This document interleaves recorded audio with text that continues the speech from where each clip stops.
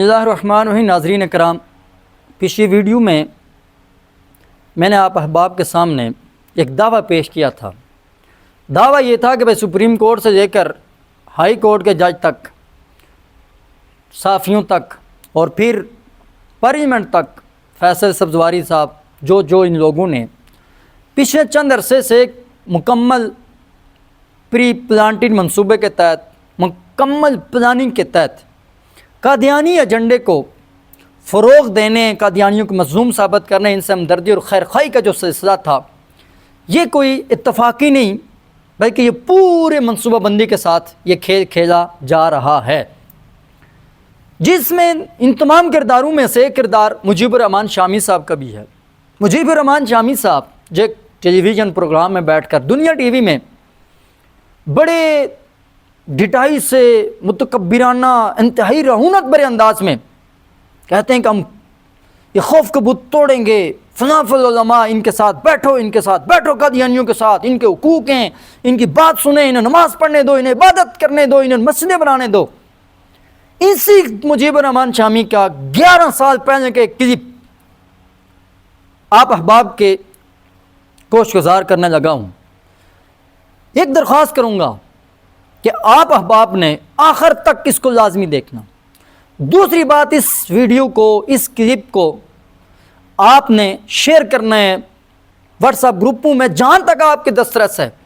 کم از کم اس طرح کے یا جو بھی قادیانیت کے پیرول پر کام کرنے والے ہیں، انہیں اندازہ ہو جائے کہ بھائی ہماری جان اتنی آسانی سے چھوٹنے والی نہیں ہے.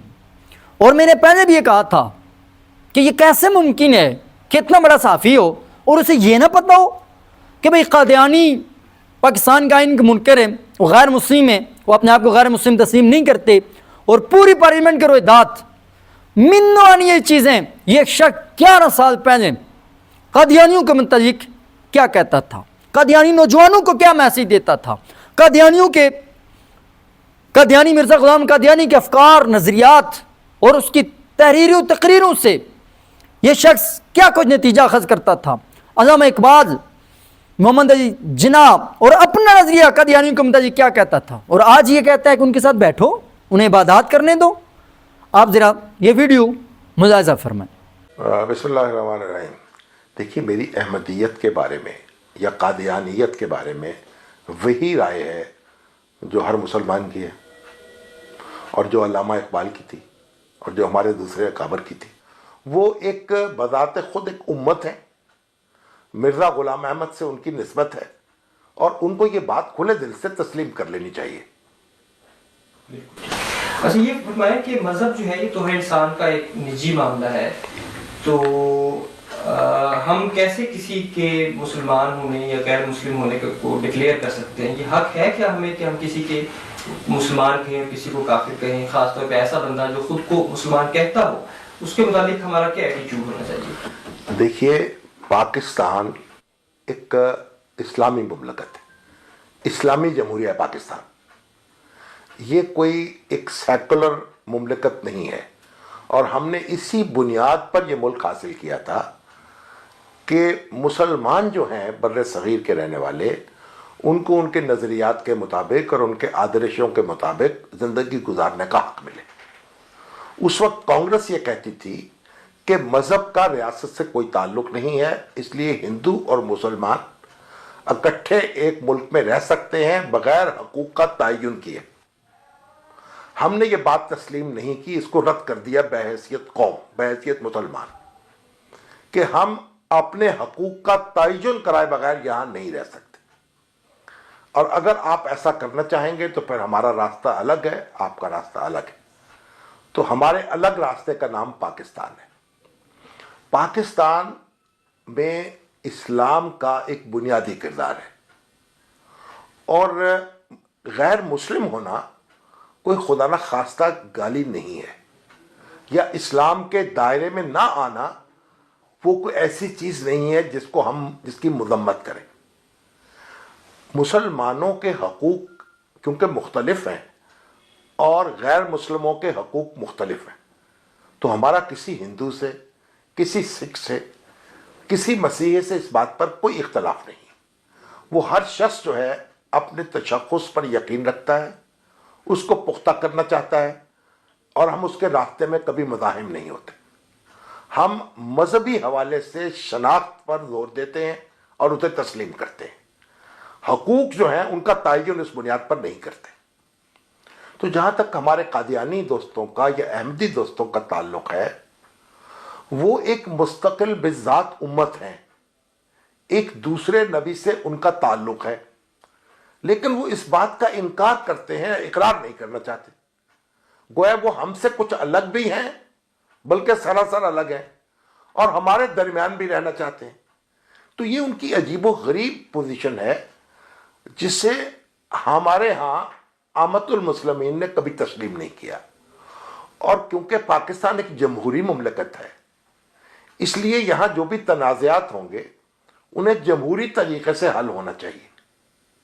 تو پاکستان کی پارلیمنٹ جو ہے اس میں یہ مسئلہ زیر بحث آیا کہ ان کو ایک اقلیت کے طور پر اپنے دائرے میں کام کرنے کا موقع اور آزادی دینی چاہیے۔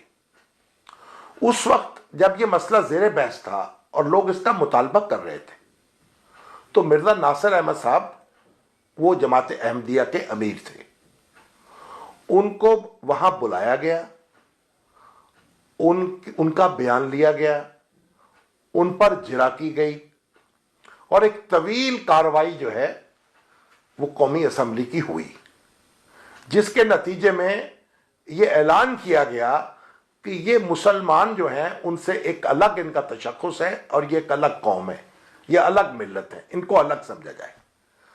اس وقت احمدی حضرات نے یہ موقف اختیار نہیں کیا کہ پارلیمنٹ کو یہ حق حاصل نہیں ہے، اس لیے ہم اس کے سامنے پیش نہیں ہوں گے۔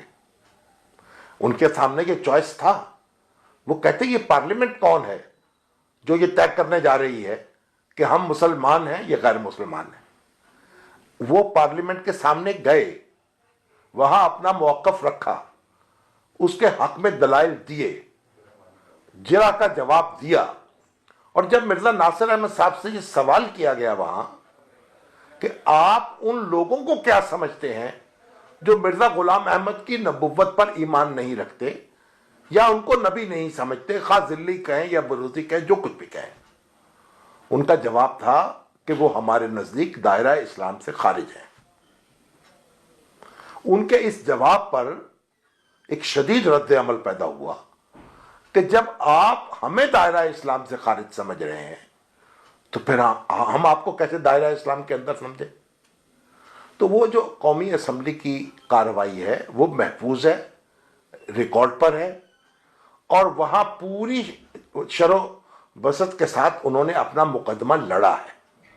اب مقدمہ لڑنے کے بعد اور اسے ہارنے کے بعد یہ کہنا کہ اس پارلیمنٹ کو یہ اختیار حاصل نہیں تھا، یہ بڑی ایک ایسی بچگانہ بات ہے۔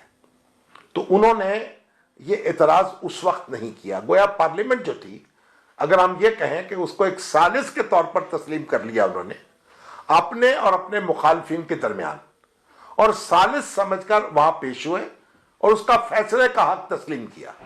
تو جب فیصلہ ہو گیا تو پھر اسے تسلیم کرنا چاہیے۔ صاحب، آپ کچھ میسیج دینا چاہیں احمدی نوجوانوں کو کہ وہ کس طرح سے سچائی کی طرف آ سکتے ہیں، کس طرح وہ ریسرچ کر سکتے ہیں، اس پہ کوئی اگر آپ ان کے لیے میسیج دینا چاہیں؟ احمدی نوجوان جو ہیں وہ اور کچھ نہ کریں، وہ مرزا صاحب کے ارشادات اور ان کے ملفوظات پڑھ لیں۔ ان کی زبان کیا تھی، ان کا لہجہ کیا تھا، ان کا اسلوب کیا تھا، وہ اپنے سے اختلاف کرنے والوں کو کیا سمجھتے تھے، ان کو کس زبان میں انہوں نے مخاطب کیا ہے، اور ان کو کس کس طریقے سے انہوں نے الزامات اور دشنام کا موضوع بنایا ہے۔ اگر وہ ان کو پڑھ لیں گے، ان کے روز و شب جو ہیں ان کی وہ تفصیل معلوم کر لیں جو خود ان کے اپنے قلم سے یا ان کی اپنی زبان سے یا ان کے پیروکاروں کی زبان سے ریکارڈ پر ہے، تو انہیں فیصلہ کرنے میں آسانی ہو جائے گی۔ اور دیکھیے، ہم ان سے یہ نہیں، جب وہ جو تحقیق کریں گے وہ اس نتیجے پہ پہنچیں گے کہ ان کا نقطہ نظر غلط ہے، اور انہوں نے ایک خام خواہ ایک نبوت کا نام استعمال کر کے اپنے آپ کو الجھن میں ڈالا ہے، ایسی اصطلاحیں استعمال کی ہیں۔ دیکھیے، ان مرزا صاحب کی جو بیگم ہیں یا بیگمات ہیں ان کے لیے ام المومنین کا لفظ استعمال ہو رہا ہے، ان کے جو کمپینینز ہیں ان کے لیے صحابہ کا لفظ استعمال ہو رہا ہے، جو آپ کی جناب جنازگاہ ہے یا قبرستان ہے اس کے لیے آپ جنت المعلیٰ کا لفظ استعمال کر رہے ہیں۔ تو یہ ساری جو آپ کی اصطلاحات ہیں یہ مغالطے میں ڈالنے والی ہیں اور یہ ایک مسلمانوں کو ایک آزار پہنچانے والی ہیں۔ اور کسی گروہ نے 1500 سال میں جو مسلمان کہتا ہو اپنے آپ کو اس طرح کی اصطلاحات جو ہیں اپنے بزرگوں کے لیے استعمال نہیں کی۔ تو جب وہ سارا کچھ یہ کر رہے تھے اور اپنے آپ کو الگ کرنا چاہتے تھے تو جب وہ الگ کر دیے گئے ہیں تو اب ان کو پریشانی کیوں ہو رہی ہے؟ اور احمدی نوجوان جو ہیں وہ اس بات کو غور کریں۔ دیکھیے اتنی ضد کی بات نہیں ہے، اگر وہ خود اس جماعت تک پہنچے ہیں یا ان کے بزرگوں میں سے کوئی پہنچا ہے تو ظاہر ہے تلاش میں سچ کی اور حقیقت کی تلاش میں وہاں تک پہنچے ہیں، اور وہ تلاش جو ہے ان کی وہ دیکھیں وہ ناکام تو نہیں ہو رہی، کیا انہوں نے پوری سنجیدگی سے اس بات کا جائزہ لے لیا ہے کہ یہی وہ گروہ ہے جو انہیں جنت کی طرف لے کے جا رہا ہے؟ تو اگر وہ ساری صورتحال پر ٹھنڈے دل سے غور کریں گے تو اسی نتیجے پر پہنچیں گے جو میں ان سے عرض کر رہا ہوں۔ لیکن اگر وہ نہ بھی پہنچیں، ان کا یہ اصرار ہو کہ انہیں احمدی کے طور پر ہی رہنا ہے، تو پھر اپنی شناخت پہ شرمانا کیوں چاہیے؟ مجھے تو اس میں کوئی شرمندگی نہیں ہے کہ مسلمان تو جہاں بھی ہے پوری دنیا میں وہ اپنی شناخت کے لیے لڑ رہا ہے۔ اور آج آپ دیکھیے خود سب کانٹیننٹ میں ہم نے مطالبہ کو کیا تھا پاکستان کا یا اپنی علیحدہ شناخت کا؟ ہمارا تو زور ہی سارا اس بات پہ تھا کہ ہماری شناخت مجروح نہیں ہونی چاہیے۔ تو اپنی شناخت قائم کرنا اور اس کی حفاظت کرنا یہ ہمارا دینی فریضہ بھی ہے اور یہ مردانگی بھی یہی ہے۔ شامی صاحب بس یہ آخری بات آپ سے کہ آپ کا خیال کیا ہے کہ احمدی تحریک جب اٹھی ہے، مرزا غلام احمد صاحب جو اس کے بانی ہیں، اس کا امپیریلزم کے ساتھ کوئی کنیکشن ہے ان کی تعلیمات میں یا اس تحریک کے خد و خال میں؟ ہمیں نظر آتا ہے کہ سامراجی قوتوں کے ساتھ کوئی تعلق ہو۔ دیکھیے بات یہ ہے، جو بات کہی جاتی ہے اور عام طور پر سمجھی جاتی ہے کہ انہوں نے جہاد کو متروک قرار دیا، اور یہ جو جذبہ جہاد ایک ایسی چیز تھی جس سے ہمارے مخالفین جو امپیریلسٹ ہیں وہ خائف رہے۔ آج بھی یہ جذبہ جہاد جو ہے مسلمانوں کے اندر یہ بہت سے مسائل کا سبب بنا ہوا ہے، اور انہیں جو بین الاقوامی طاقتیں ہیں انہیں بہت مشکوک نگاہ سے دیکھتی ہیں۔ تو آج سے 100 سال پہلے 150 سال پہلے تو بالکل صورتحال اور تھی۔ تو اس لیے مرزا صاحب کی جو فلسفی ہے جس میں انہوں نے جہاد کو ختم کر دیا اور کہا کہ یہ متروک ہو چکا ہے، اس سے لوگ اس نتیجے پہ پہنچتے ہیں کہ یقیناً ایسی طاقتیں ان کے پیچھے تھیں اور وہ ان کا اعلی کار تھے جو مسلمانوں کے جذبہ جہاد سے خائف۔ تو اب ہم اس بارے میں بہت تیقن کے ساتھ تو نہیں کہہ سکتے، لیکن میں آپ سے عرض کروں ان کی جو تحریریں ہیں اور جس طرح کے انہوں نے الفاظ استعمال کیے ہیں، جس طرح کی خوش آمدانہ لہجہ اختیار کیا ہے برطانیہ کے لیے، ملکہ کے لیے، واسرائے کے لیے، وہ کسی نبی کے شان نہیں ہے۔ وہ دنیا کی تاریخ کے پہلے نبی ہیں، بے شمار انبیاء گزرے ہیں اور بڑی طاغوتی طاقتوں سے نپٹے ہیں اور بڑے ان کے مقابلے میں کھڑے ہوئے ہیں، ان کو انہوں نے دعوت دی ہے اسلام کی، لیکن یہ لہجہ، یہ خوش آمد، یہ طور، یہ طریقہ صرف ان کے لیے خاص ہے۔ تو اللہ تعالیٰ نے کیا اپنی سنت تبدیل کر لی تھی؟ کیا اب ایک اس طرح کا نبی بنانا مقصود تھا جو خوش آمد کا بھی ایک ماڈل بن سکے؟ اور میں آپ سے یہ عرض کروں کہ ایک بار ایک قادیانی دوست جو تھے میرے پاس ایک کتاب لے کر آئے جس میں علامہ اقبال کے بارے میں یہ بتایا گیا تھا کہ انہوں نے ملکہ کے یا بادشاہ کے حق میں کیا لکھا ہے، مرثیہ لکھا ہے، اشعار ان کے بعض ایسے ہیں، اور انہوں نے مجھے کہا کہ آپ اس پہ تبصرہ کریں، یعنی ہمیں کیوں لوگ مورد الزام ٹھہراتے ہیں، ہم پر کیوں تنقید کرتے ہیں کہ جب مرزا صاحب نے یا ان کے رفقا نے تاج برطانیہ کی یا اس کے نمائندوں کی تعریف کی تو یہ تو کام علامہ اقبال نے بھی کیا ہے، تو پھر ہمیں کیوں الزام دیا جاتا ہے؟ تو میں نے وہ کتاب رکھ لی اور وہ پھر آئے میرے پاس کہ آپ اس پہ تبصرہ کریں۔ میں نے کہا میں اس پہ تبصرہ نہیں کر سکتا، میں کرنا نہیں چاہتا۔ انہوں نے کہا کیوں نہیں کرنا چاہتے؟ میں نے کہا مجھے اس لیے کہ آپ نے اس میں منصب نبوت کی بڑی توہین کی ہے، علامہ اقبال جو کچھ بھی ہیں وہ ہمارے شاعر ہیں، اور ہم انہیں حکیم کہیں، فلسفی کہیں، جو کچھ بھی کہیں، وہ غلطی بھی کر سکتے ہیں، وہ اچھا کام بھی کر سکتے ہیں۔ تو آپ نے ایک نبی کو سند لا کے دی ہے ایک شاعر سے، تو میں دنیا کی تاریخ میں ایسا نبی نہیں جانتا جو غیر انبیاء سے شہادت لے کے آئے اور سند لے کر آئے اور یہ کہے کہ جو انہوں نے کیا ہے وہ ہم کر رہے ہیں، اس لیے ہمیں بری ذمہ قرار دے دیں یا ہماری تعریف کریں۔ تو منصب ایسا نبی جو شاعروں سے دلیل لے کر آتا ہے، میں کیسے اس کے بارے میں کچھ لکھ سکتا ہوں؟ میں تو مخالفانہ بھی نہیں لکھ سکتا۔ تو بڑے ناراض ہوئے، پھر وہ کتاب مجھ سے لے کر چلے گئے۔ تو جو کچھ انہوں نے لکھا ہے وہ آپ کے سامنے ہے، تاریخ میں موجود ہے، اس کو آپ پڑھ لیجیے۔ بہت شکریہ کامی صاحب آپ کا۔